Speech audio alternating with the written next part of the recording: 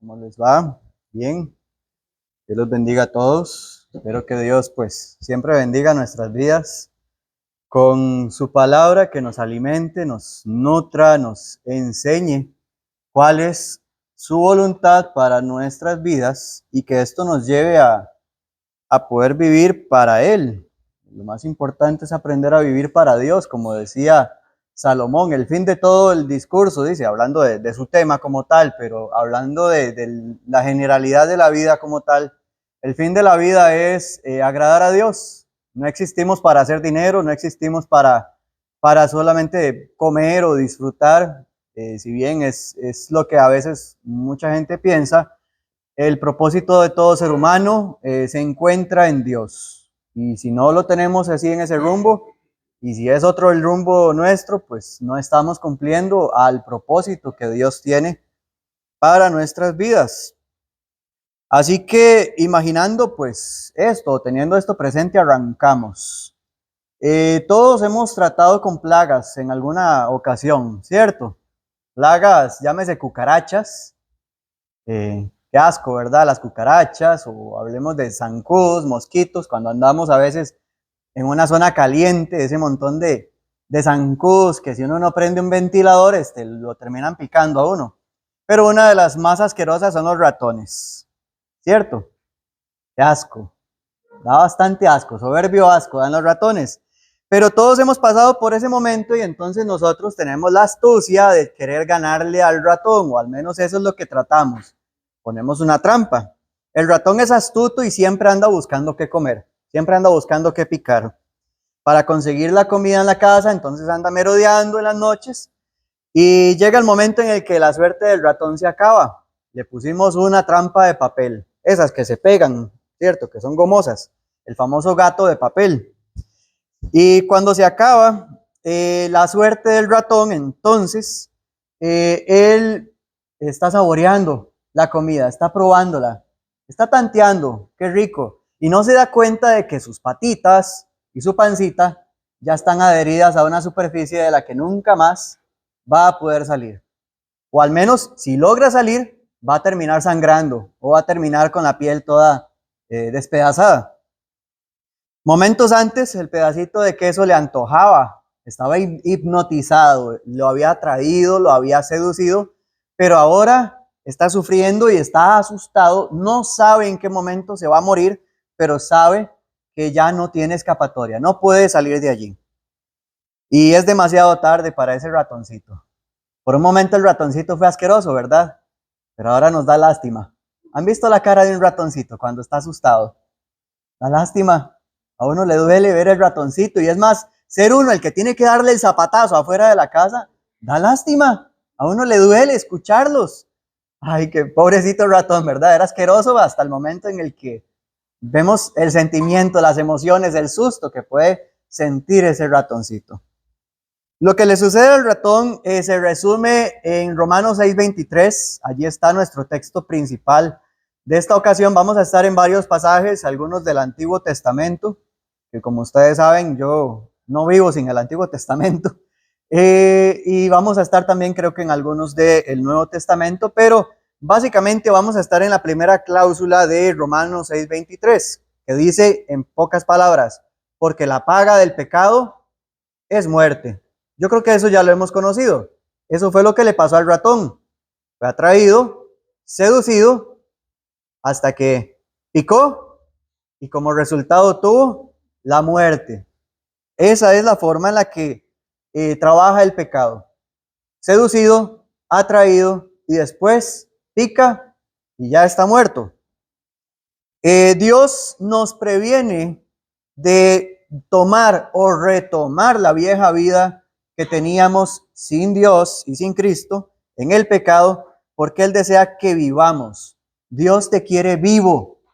Dios nos quiere vivos, hermanos. Y para eso Él nos previene acerca del pecado. Todo este mes hemos hablado del pecado porque es a modo preventivo, porque Dios nos quiere vivos. Dios no quiere que caigamos en ese gato de papel. Dios nos quiere vivos.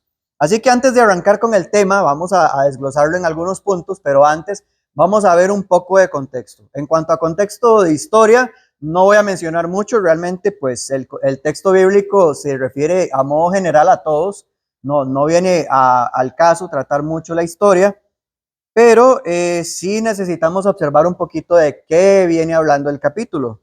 Así que Romanos 6:23, para los hermanos que recién llegan, estamos allí en Romanos 6:23. Lo que sí necesitamos es saber por qué Pablo llega a esa conclusión. Pablo, bajo la guía de Dios, llegó a una conclusión. La paga del pecado es muerte. ¿Por qué? ¿Por qué es que lleva a la muerte? Desde el capítulo 1 de Romanos, Pablo viene hablando de los pecadores como ellos no tienen excusa, ya sea un ateo, sea un soberbio, sea una persona que practica impurezas sexuales de cualquier tipo. Dice, todos son inexcusables, el chismoso, el mentiroso, el avaro, no hay excusa, entonces todos han caído bajo la condenación del juicio de Dios. Esa es la primera cláusula. Algo muy importante que entendemos de ese capítulo es que todos los pecados son iguales. Así que el hecho de que yo le pegue una puñalada a la persona que odie no me hace más pecador que la persona que le dijo una mentira a su esposa. Es exactamente el mismo grado de pecado. Nosotros en nuestra mentalidad humana, ¿cierto? A veces pensamos, ¡ah! Le fue infiel a la esposa, ¿cómo es posible? ¡Qué barbaridad, qué horrible! Pero cuando se nos sale una mentirilla por ahí, no, es una mentirilla para salir de algún problema. No es nada grave. No se preocupe, hermano, no fue tan grave su pecado. Nosotros pensamos así humanamente, pero a los ojos de Dios el pecado es o blanco o es negro, ¿verdad? Es igual en todos los contextos. En el capítulo 5, ya pues arrancando más cerca de la conclusión de Pablo, empieza a abordar el tema del pecado. Si nosotros notamos el capítulo 5, versículo 12 dice que el pecado entró en el mundo por medio de Satanás. Observe cómo es contrario a las doctrinas calvinistas y la doctrina de San Agustín. Tanto catolicismo como protestante no tienen congruencia en este texto porque dicen que hay un pecado original que nació en Adán. Mentira, el pecado no nace en Adán, nació en Satanás. Satanás fue el primero que pecó, fue el primero que se rebeló y le enseñó a pecar a Adán y a Eva. Entonces el pecado no tiene su origen en el hombre, pero sí la muerte. La muerte sí tiene su origen en el ser humano. Entonces el capítulo 5 habla de cómo nosotros entramos en ese proceso de descomposición al que nosotros llamamos muerte. Tenga presente esa palabra, el proceso de descomposición que nosotros llamamos muerte. Y en el capítulo 6 hace el zoom, como cuando uno toma una foto, hacemos zoom, ¿verdad? Para hacer un acercamiento. Y empieza el detalle del por qué el pecado paga con muerte. Note el versículo 1 y 2, dice, perseveraremos en el pecado, capítulo 6, versículo 1. Perseveraremos en el pecado para que la gracia abunde en ninguna manera, porque los que hemos muerto al pecado, ¿cómo viviremos aún en él? Observe, ¿cómo nosotros podemos vivir en el pecado después de salir del pecado? No podemos, porque nos va a terminar matando de nuevo. El versículo 11 dice, así que vosotros también consideraos muertos al pecado, pero vivos para Dios en Cristo Jesús, Señor nuestro. Note otra vez, nosotros ya estamos muertos para el pecado, ya no tenemos nada que ver con el pecado, porque ya estamos vivos en Cristo. Dios nos quiere vivos. Dios nos quiere vivos, eso es lo que quiere decir Pablo en este pasaje. Y después del versículo 12 al 23, no lo vamos a leer todo para ahorrar un poquito el tiempo, pero viene diciendo que el pecado es un tirano. El pecado reina en el pecador, en el ser humano que no conoce a Dios, reina como un tirano que saca todo lo bueno de nosotros, nos exprime, saca lo bueno, lo que nosotros queremos, lo que anhelamos, y después de que nos tiene bien escurridos, nos desecha, nos mata. Así es como trabaja el pecado. Primero nos seduce, nos cautiva, nos enamora y después de que nos saca todo lo bueno que tenemos en nosotros, entonces nos desecha, nos mata y no nos deja ningún tipo de escapatoria. Vamos a ver al menos tres aspectos en los que el pecado mata, cómo el pecado paga, y vamos a ver un cuarto, pero ese es sorpresa. Primeramente vamos a ver la muerte física. En segundo lugar vamos a ver la muerte del alma. En tercer lugar vamos a ver la muerte eterna. Y en cuarto lugar, como les digo, sin spoilers, es sorpresa. Así que vamos empezando. La primera paga que da el pecado es la muerte física. La muerte física es la primera paga que da el pecado. Vamos a estar viajando a Génesis, donde todo comenzó. Allá en el capítulo 2, versículo 17, dice lo siguiente. Génesis 2, 17. Mas del árbol de la ciencia del bien y del mal no comerás, porque el día que de él comieres, ciertamente morirás. Esto va rápido, hermanos. Me traigo esta planta para ilustrarles un poquito, pero esto va bastante rápido. Todos entendemos lo que es morirse, ¿verdad? No en una forma propia, ¿verdad? No en experiencia, pero sabemos lo que es morirse. Aplaste una cucaracha, ya usted sabe qué es morirse. Básicamente cuando su capacidad biológica ya deja de funcionar, ya sus células no funcionan, sus órganos no funcionan, quedó tostado, colgó las tenis, ya el cuerpo no sirve. Eso es morirse. En la Biblia se describe como que el alma se salió. Allá Raquel, cuando se muere, dice que se le salió el alma. A Lázaro dice que también se le salió el alma y fue encontrado allá en el paraíso. Y en otros aspectos dice que es básicamente la ruptura, cuerpo y alma, cuando nos separamos. Pero Dios le indica a Adán un detalle. Observe, el día que de él comieres, ciertamente morirás. ¿Mintió Dios? ¿Dijo una mentira el Señor? Porque Adán no se murió ese día. Y dice, el día que de él comieres, ciertamente morirás. ¿Se murió Adán? No aparentemente, ¿verdad? Pero supongamos que nosotros somos como esta planta. Dios es la fuente de toda la planta. Dios es la planta. Un ejemplo imperfecto, ¿cierto? Suponiendo que esto está vivo, es una planta de plástico. Pero ¿qué pasa cuando nosotros arrancamos una ramita? ¿Se murió la rama? ¿Está muerta? Yo la veo verde. Yo arranco cualquier planta de allá afuera y sigo viéndola verde. Se ve bonita, se ve entera. Una fruta, usted la baja de un árbol, sigue viéndose bonita, se ve viva, se ve entera. Pero esto con el paso de los días se empieza a deteriorar, se marchita, se descompone y se pone fea, se seca. Eso es lo que le pasa a nuestro cuerpo. Una vez que nosotros salimos del Edén y que salimos de la vida que teníamos allá en Génesis, ese es nuestro destino, marchitarnos. Estamos desconectados de la fuente de vida que hay en Cristo. Adán seguramente dijo, no, yo no me morí, Dios me mintió.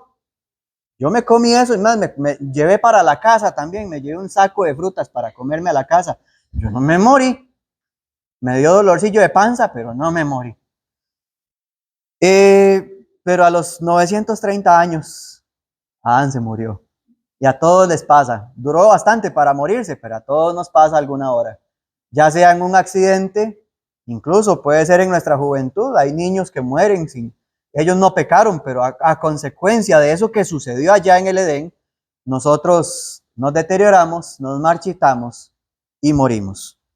Una breve aplicación, hermanos, es que nosotros no queremos pensar en eso. Hermanos, no quiero sonar grosero, pero usted se va a morir y yo me voy a morir. Todos, a no ser que Cristo venga y nos rescate, todos nos vamos a morir. Todos vamos a la misma vejez. Es un tema tabú. Yo sé que es un tema tabú. Y no quiero sonar grosero, pero vamos a morirnos.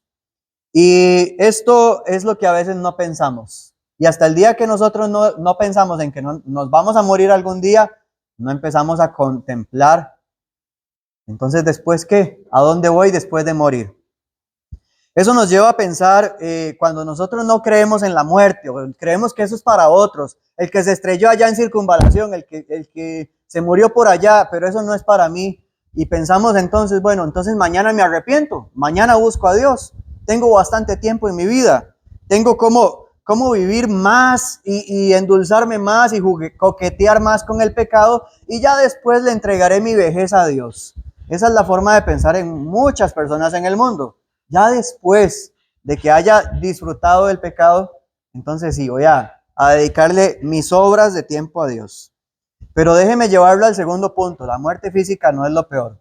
Es la muerte del alma la que viene a ser más perjudicial para nosotros. Y para esta muerte vamos a analizarla en Isaías, capítulo 1. Allá en Isaías 1 se nos enseña cómo se muere un alma. ¿Cómo muere el alma? ¿Cómo nos morimos por dentro? ¿Se ha sentido alguna vez muerto por dentro? ¿Cuáles son los síntomas? ¿Qué es lo que hace que nosotros nos muramos por dentro? Isaías capítulo 1, versículo 4, Isaías está dando 4 palabras que describen ese proceso, está hablando en una forma progresiva. Cuando ustedes vean una repetición en la Biblia, y esto, cuando quieran meterse a Salmos o a los profetas, van a ver que ellos hablan así, gente pecadora, cargados de maldad, y tiran varias descripciones, es porque quieren llevarnos bajo un proceso en el que empiezan de una manera y nos llevan en un pasito a paso hacia otra, a un grado mayor, ¿verdad? Dice en este caso Isaías capítulo 1, versículo 4, oh gente pecadora, pueblo cargado de maldad, generación de malignos, hijos depravados, dejaron a Jehová, provocaron a ira al Santo de Israel, se volvieron atrás. ¿Por qué queréis ser castigados aún? ¿Todavía os rebeláis? Toda cabeza está enferma y todo corazón doliente. Ahora sí, veamos. Isaías, mencioné, ¿verdad? Que nos habla acerca de un proceso de la muerte del alma. ¿Se acuerdan que también en el contexto les dije que nosotros llamamos a la muerte a ese proceso de descomposición que tenemos? Ahora vamos a verlo desde adentro. Ya sabemos cómo se descompone un cuerpo humano, ¿cierto? Pero vamos a ver cómo se descompone un alma, cómo se muere un alma. Hay 4 palabras acá en el versículo 4 y vamos a ir analizándolas. Gente pecadora les llama. Primera palabra, pecador. Un pecador es alguien que se equivoca, básicamente. Alguien que no le atina a la puntería. Cuando uno no le pega y uno está jugando bola, ¿verdad? Y tira el bolazo, y así como yo, que soy malo para el fútbol, y en lugar de tirarle al marco, le tiro a la frente de algún amigo. Eso es fallar, no pegarle al blanco, eso es pecar. En términos espirituales es fallar a los propósitos de Dios, no atinarle al propósito de Dios. Es decir, que con intención o sin querer, yo puedo ofender a Dios pecando. Voy a poner un ejemplo. Podemos pecar diciendo una mentira, algo que a Dios no le gusta. Ya pequé. O puedo pecar también practicando alguna adoración no autorizada, como aplaudir durante los cantos. Eso es pecar porque no estoy cumpliendo al propósito de Dios. No le di a la puntería, no cumplí con el propósito de Dios. Eso es pecar. Fallar básicamente, es transgredir la ley. Cuando uno transgrede la ley, básicamente es cometer un error, cometer una falta, ganarse una multa. Y esto no requiere conocimientos. Imagínese que usted va manejando por circunvalación y va manejando rapidísimo, no se da ni cuenta de qué velocidad lleva y lo para un oficial de tránsito y lo detiene. Y usted empieza a encontrar excusas oficiales, que yo no sabía a qué velocidad iba, no sabía cuál era la ley, no sabía cuál era el límite. ¿Será que el oficial va a decir, ok, váyase, no importa, yo le perdono? Si tiene suerte, quizá, ¿verdad? Pero usualmente la autoridad no contempla si usted conoce o no sobre la ley. Simplemente si uno falló y se gana la multa. Lo mismo pasa con el pecado. Pecar es fallar y ganarse la multa, ganarse la sanción. Segundo término, cargarse de maldad. Dice, oh, gente pecadora. Pero ¿cuál es el otro problema? Pecar mucho, cargarse de maldad. Versículo 4 sigue diciendo, cargado de maldad, pueblo cargado de maldad. Esto significa que hay más de una multa, más de una transgresión a la ley de Dios. Cuando hay muchas infracciones, cuando el historial se hace más grande, cuando algo ya pues se vuelve repetitivo, reincidente, Cuando algo ya se vuelve más un hábito, una costumbre. Tengo la maña de hablar mal de la gente. Eso es cargarse de maldad. Ya no estoy hablando mal de alguien porque no me di cuenta en el momento, pero fallé. Sino que ahora lo hago de costumbre. Se me hace fácil mentir. Se me hace fácil hablar mal de alguien, ser chismoso. Poniendo como ejemplo el caso de David, todos recordamos el caso de este hombre, ¿verdad? ¿Cuál fue su primer pecado? Fantasear las curvas de Betsabé. Viendo las curvas de Betsabé, se fue al cuarto, se quedó pensando, luego le pidió el número al guarda del castillo y empezó a mensajear, ¿verdad? Con Betsabé, oiga, ¿quiere venir a mi casa? Chateamos, ¿qué? ¿Está sola en casa? ¿Qué pasó? Segunda carga de maldad, segundo pecado, empezó a coquetear con Betsabé. Tercera, se fue y se acostó con Betsabé. Cayó en adulterio. Tercer pecado. Y luego vemos otro mal sumado, que es que fue y se bañó, dice la Biblia, y siguió su vida como si nada, cantándole salmos a Dios. Siguiente mal que se le suma, que fue y mató al pobre inocente del esposo de Betsabé. Y el último mal, que fue a la vela del pobre inocente. Mata y va a la vela, ese literalmente hizo eso. Aquí vemos un pueblo cargado de maldad. Suma un pecado y otro pecado. Es más, cuando una persona falla en un pecado de estos, ¿verdad? Sí, dijimos que no tienen grados, ¿verdad? No hay pecado más grande que otro, pero cuando alguien mete las patas bastante hondo, quiere tapar su pecado con otro pecado. El primero es la mentira, ¿verdad? No, yo no le fui infiel a mi esposa. Y empieza a meterle otro y otro y otro pecado.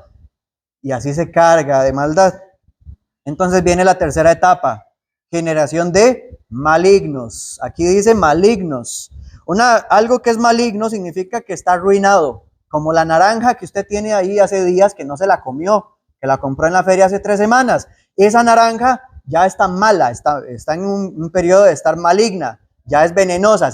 Si quiere morirse, cómasela. Ya está azul, está fea, está seca, está muerta. Pero es maligna. Ese es el tercer grado de descomposición del alma. Maligno. Una persona maligna es aquella que ya pues tiene su conciencia callosa, ya no le duele. Mentirle a mi familia, ya eso no me duele, me da igual. Ser un mal empleado, no me duele, eso me da igual. Vamos a ver, tenemos una persona que ya no le da vergüenza pecar. Y eso se ve mucho en el mundo, ¿verdad? Cuando uno está evangelizando, cuando uno está predicando, usualmente uno ve que a la gente le da igual su pecado. No están conscientes del peso del pecado. Simplemente vivir juntados es normal. Ya eso se ve con normalidad. Más bien, peca uno de anticuado por hablar de ese tipo de temas. Pero ya a la gente no le duele su pecado. Y el cuarto paso de la muerte del alma se llama depravación. Observe cómo dice, después de generación de malignos, hijos depravados. Cuarta etapa, depravados. Depravación significa que una persona ya entró en estado cadavérico, que una persona ya está podrida en sus pecados. ¿Puede uno estar podrido en sus pecados? Claro que sí, para eso existe el bautismo, para enterrar a quien está podrido en sus pecados. De eso se trata, ¿verdad? El bautismo no es una fiesta y quiero que venga toda mi familia porque estoy haciendo gran cosa. No, lo que estamos es enterrando a un muerto que está podrido, que anda pudriéndose en su vida pecaminosa. Entonces, ¿qué es lo que queremos hacer? Enterrar al cuerpo muerto para que nazca alguien nuevo. Entonces, significa la destrucción total, cuando un corazón está totalmente dolido. Síntomas, versículo 5, cuando la cabeza está enferma, cuando la persona amanece y está pecando, ya amanece maquinando qué es lo malo que va a ir a hacer y se va a dormir pensando que va a pecar mañana. Una cabeza enferma, depravado. Dice que tiene el corazón doliente, no sana, siempre vive en su ruina. El alma en esta etapa, hermanos, esta herida, no sabe cómo repararse.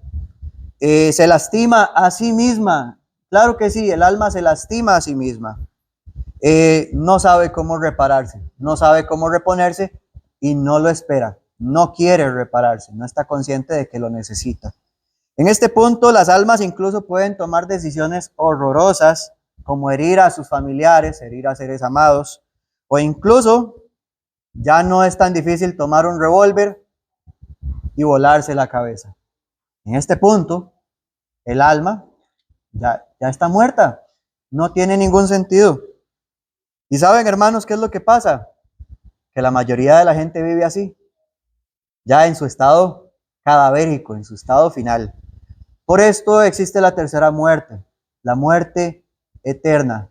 En Apocalipsis capítulo 21, vamos a ir al último versículo de la Biblia. Ya fuimos al principio, a la mitad y al final vamos a ir. Apocalipsis 21, versículo 8, dice que existe una muerte final para las almas que viven sin esperanza y sin Dios en el mundo.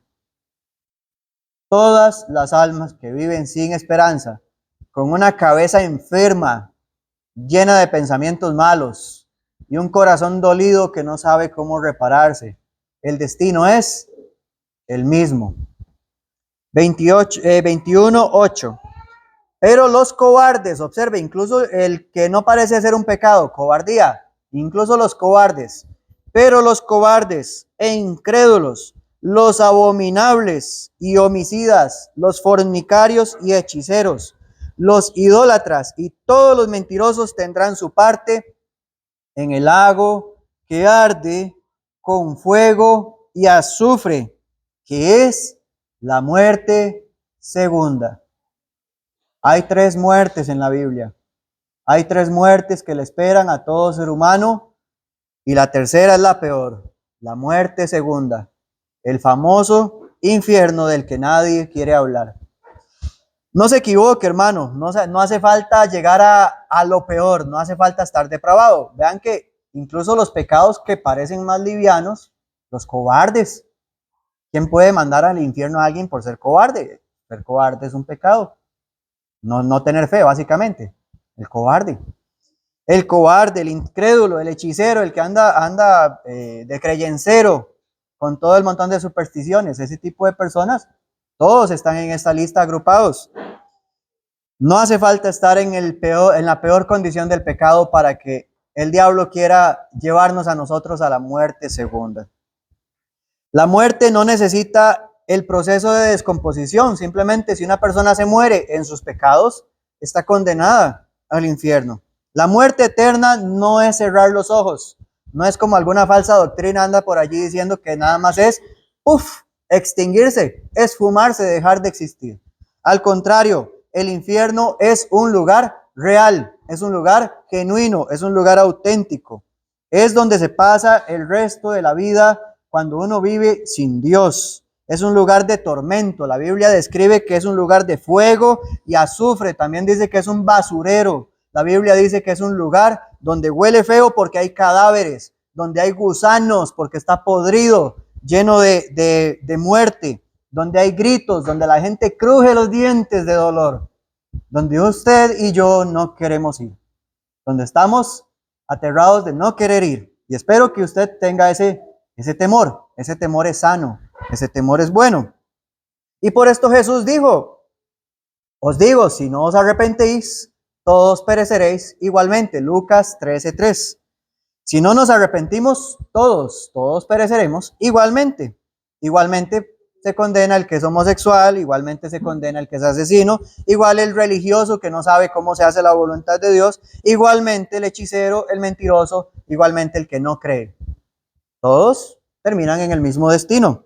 El infierno es un lugar real en el juicio, en la resurrección. Dios, el Señor, tiene potestad para lanzar a ese infierno a los que no creyeron y no quisieron obedecer al evangelio del Señor. ¿Cómo podemos responder si ese día fuese hoy, el día del juicio de Dios? ¿Qué respuesta podemos darle al Señor? Si Dios nos llama toda una vida a arrepentirnos y no nos hemos arrepentido, ¿cómo nos va a llamar el Señor? ¿Qué excusas daremos? ¿Qué excusas pondremos ese día?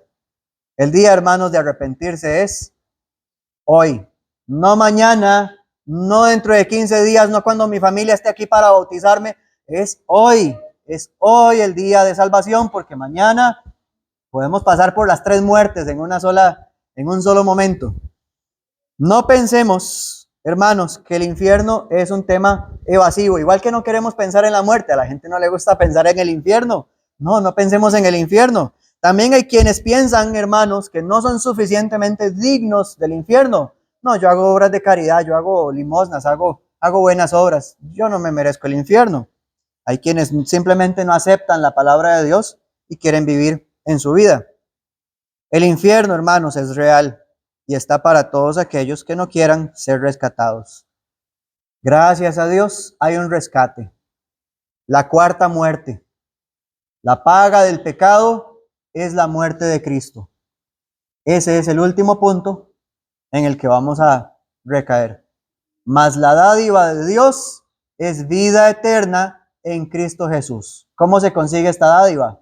Si no es que alguien ya pagó por la muerte del pecado. Cristo pagó por esa muerte.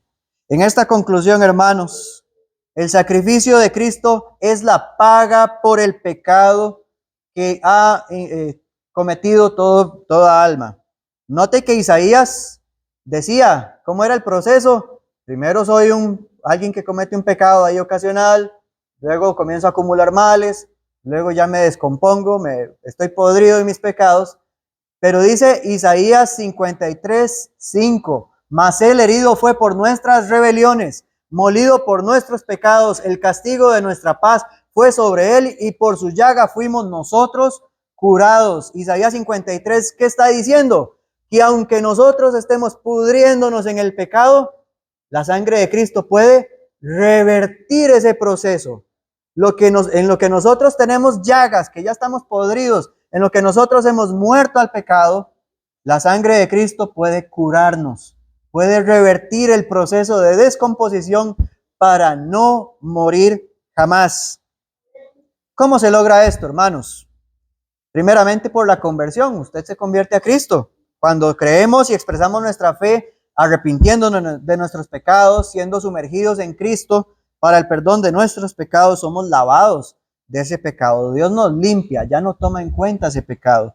Somos sumergidos para no vivir más en esa condenación. Usted ya no está condenado. Usted ya no tiene que vivir con culpa. Si bien, recuerde, el infierno es un lugar al que tenemos que temer, ya usted no está condenado. Si usted está en Cristo, tenga paz en su corazón, porque Romanos dice, ninguna condenación hay para los que están en Cristo. No tenemos que vivir con culpa, no tenemos que vivir pensando, Señor, me siento mal de conciencia, porque ya el Señor ya eliminó esos pecados. Usted y yo ya no tenemos que identificarnos como pecadores, porque somos santos para con Dios. No por nuestros méritos, yo no hice nada para convertirme en un santo. Es más, yo creo que si a usted le dicen, ¿es usted un santo? Hermana, ¿usted es una santa? Tal vez nosotros tenemos ese temor de decir, no, yo no me siento ni en la capacidad de decir soy un santo. Pero Cristo nos hace santos. Note las cartas de Pablo, ¿cómo se refiere él a los hermanos? Los santos y amados que están en Corinto, los santos y amados que están en Filipo. Hermanos, santos en Corinto. Si era la iglesia más rebelde, la pésima. Yo no quiero ser miembro de la iglesia en Corinto. Era una iglesia tremendamente mal portada. Y aún así Dios les llama santos y amados que están en Corinto. Porque su identidad no se basa en sus méritos, sino en lo que Cristo hizo por ellos. Porque no hay condenación para los que están en Cristo Jesús. Esa identidad la hizo Cristo. Y nos hace a nosotros personas que estamos en una segunda etapa. Ya nos convertimos a Cristo y ahora estamos santificados. Somos santificados, pero pecaremos porque somos santos. ¿Qué dijo Pablo? En ninguna manera. Esto no nos da licencia para pecar, sino que ahora que soy una nueva criatura, me identifico como un santo y soy una persona que procura santificarse. Yo ya no vivo para pecar, vivo para agradar a Dios. La santificación, hermanos, consiste en que por amor, no porque yo esté condenado, sino porque yo amo esa nueva criatura que Dios hizo en mí, yo empiezo a santificarme. Por amor al Señor, mi fe me conduce a imitar al Señor. Entonces, lo que una vez me causaba placer, ahora me causa asco. Lo que antes me causaba atracción, ahora me desagrada. Eso es santificarse. Si alguna vez me gustaba la pornografía, ya eso se me vuelve algo asqueroso. Si alguna vez me gustaron las apuestas, los chances, ya eso a mí me parece vano, me parece inútil. Si alguna vez yo era perezoso, yo ya no quiero ser perezoso, no me gusta. La santificación no se basa en acciones, sino en esa identidad, esa forma en la que ya uno se va moldeando, porque el Señor lo va guiando a uno sobre qué es lo mejor para nuestras vidas. ¿Cuál es la evidencia, hermanos? Imagínense por un momento, esta es la evidencia con la que termino mi mensaje. Imagínense por un momento que Dios le regala a usted 24 horas para pecar, con lo que usted quiera pecar, con sus pensamientos más cochombrosos y cochinos que pueda tener en su mente y que pueda hacer cualquier cosa atroz que quiera hacer. Tiene 24 horas para pecar como quiera, sin consecuencias. No va a sufrir nada, nadie se va a dar cuenta si tiene miedo de eso. Tiene 24 horas para matar al que siempre le causa dolores de cabeza en el trabajo. Tiene 24 horas para hacerle infiel a quien quiera hacerle infiel. Hermanos, si usted es un santo, usted no quiere hacer eso. No le apetece. Tengo el permiso, pero no quiero. No me dan ganas. Yo no quiero pecar porque yo amo ahora la nueva vida que tengo en Cristo. Eso es santificarse. Cuando yo amo a Dios y estoy santificándome, no porque aquellas cosas me hagan daño, sino porque yo ahora trato de imitar más al Señor, porque ahora yo me parezco más al Señor, porque estoy tratando de imitar lo que Él hace. Entonces, hermanos, ¿eso es porque yo soy un pro para santificarme? No. La razón es porque por amor a Cristo, porque Él me amó primero, porque cuando yo ya veo el costado que fue rasgado por mí en esos azotes, porque cuando yo veo las manos perforadas de Cristo, ya a mí se me quitan las ganas de pecar. A mí ya no me dan ganas. Cuando yo contemplo lo que Dios hizo por mí, a mí ya se me quitan las ganas de pecar. Claro que peco y me equivoco muchas veces, hermanos. Eso no significa que yo no peque. Pero la razón por la que no me apetece es porque cuando yo fallo, me doy cuenta de que fue porque no amé suficiente al Señor, como Él me amó a mí. Y eso es lo que repica en la conciencia cuando uno peca, pero uno es santo, y cuando no hay condenación. Entonces, hermanos, miserable de mí, decía Pablo, miserable de mí si no estoy en Cristo. Pero gracias a Dios por nuestro Señor que murió para pagar esa deuda que el pecado tenía contra mí. El pecado promete ese disfrute que al final, como al ratoncito, lo atrapa. Pero Cristo revierte todo lo que el pecado hizo. Dios nos previene a tomar o a retomar la vieja vida en Cristo porque desea que vivamos para Él. Ezequiel 33:11 dice, vivo yo, dice el Señor, que no quiero la muerte del impío, sino que se vuelva de su camino y viva, porque Dios nos quiere vivos. Dios es un Dios de vivos, no de muertos. Dios lo quiere vivo a usted, hermano, hermana y estimada visita. Que Dios los bendiga a todos y pasemos un bonito día.